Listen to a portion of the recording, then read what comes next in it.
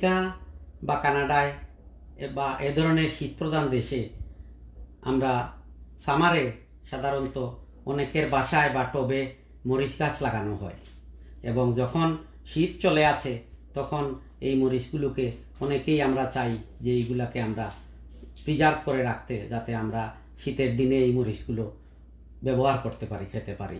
সেজন্য প্রথমে আপনারা এই মরিচগুলোর এইভাবে ডাঁটাগুলা ছিলে ফেলবেন।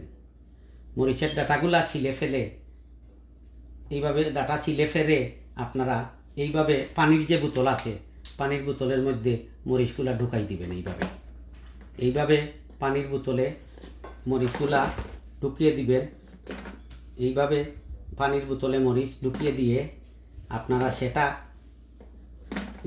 বোতলটা ভরে গেলে এইভাবে বোতলের ছিপি আটকে, বোতলটা পুরো ভরে নিয়ে মরিচ দিয়ে ছিপি আটকে ওইটা ফ্রিজের নর্মাল জায়গায় রেখে দিবেন এবং আপনারা পুরো শীত জুড়ে আপনার গাছের মরিচ খেয়ে উপভোগ করতে পারবেন। দেখেন এইভাবে এটা পুরো ভরে আপনারা রেখে দিলে পুরো শীত আপনারা আপনার গাছের মরিচ খেতে পারবেন। ধন্যবাদ।